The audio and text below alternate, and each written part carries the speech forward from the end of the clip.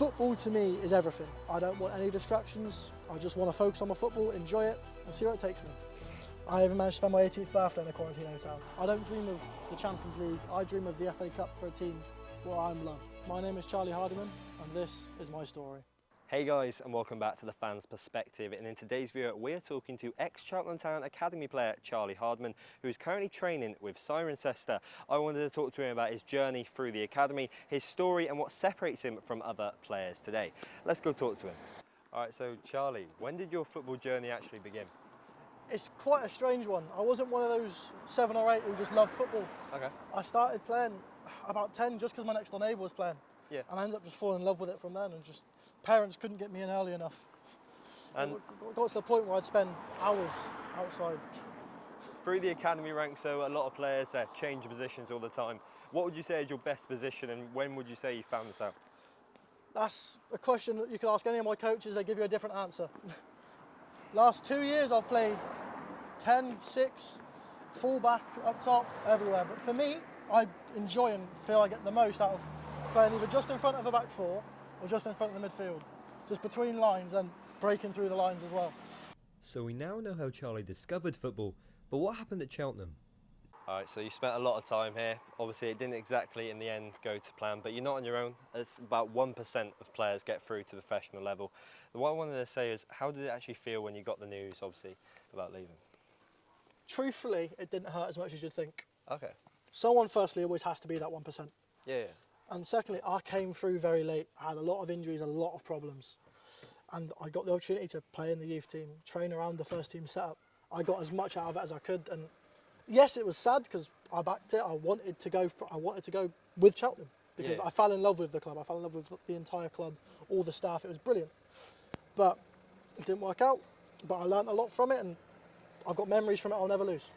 Well, a lot of players, when they do leave, they say the writing was on the wall for a long time. Was that the case for you? Did you know it? Or? I had a hunch, Okay. but being in and around the setup there was always a chance. But obviously with Charlton getting promoted the year my decision was, I got a bit unlucky because obviously going up a league, the budget's going to increase, but they're going to need much higher calibre players. Mm-hmm. And we needed players who were ready. Yeah. I was not even 18. I was not physically ready. I wasn't mentally ready. Technically, I wasn't ready. And it was too big a risk for Cheltenham when they could have put that money aside for a player who would have benefited the first team in the immediate. And they stayed up that year because of it, because they made the right financial decisions. From talking to you off camera, you know that football is in your heart. You play obviously Sunday League and everything as well. Did you have a backup plan? Never had one. It was always football. I believed football was going to work, and I've done everything I can to make it work. After I got released, I did look into playing in non-league. I did look into going to a university in America on a scholarship. I had a few offers. None really stood out to me as it's worth it. Mm-hmm.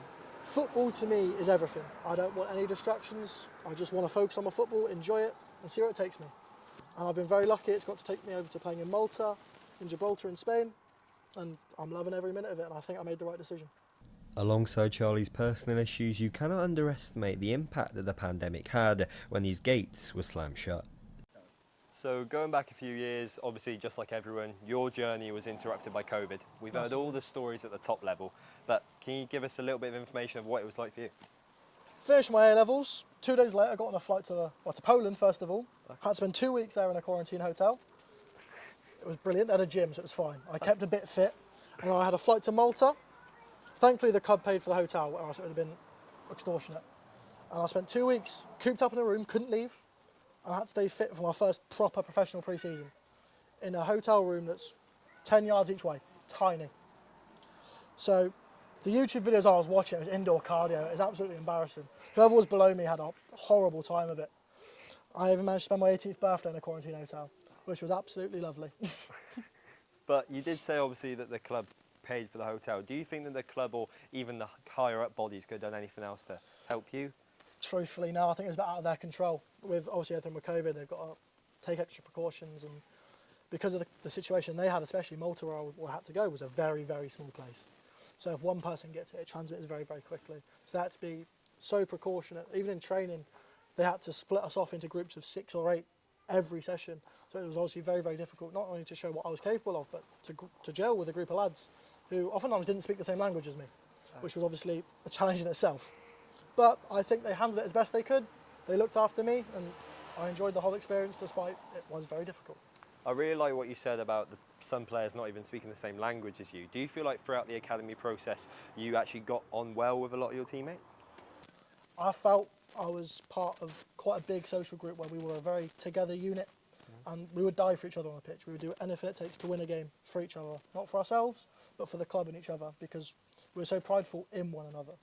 So I think my experience, I hope a lot of others are the same, because I know some academies it's a lot different, but for me it was very together and very enjoyable. It's like a family. But how is he finding life as a free agent with the expectation of having to prove yourself at any moment?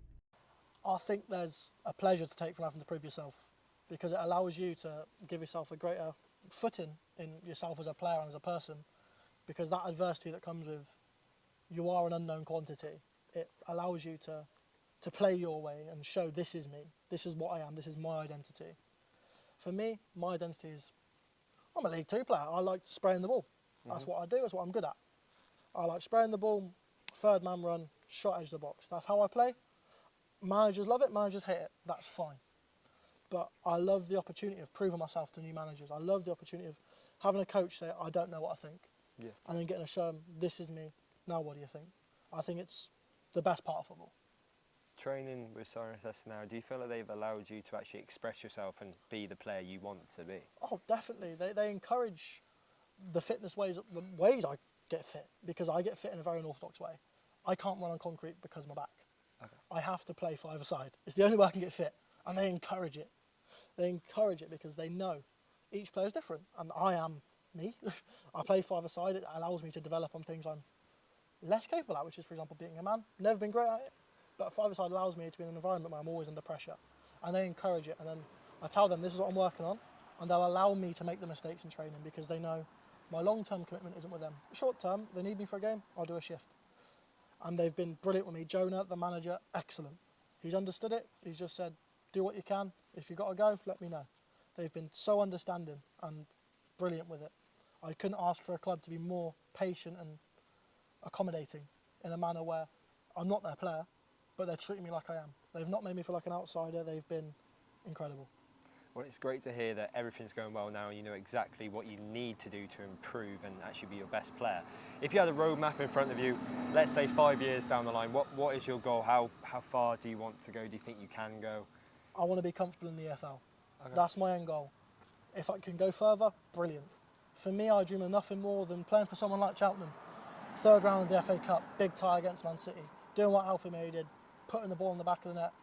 Could have been a big, giant killing story. It wasn't. It's a brilliant moment. That's what I dream of. I don't dream of the Champions League. I dream of the FA Cup for a team where I'm loved.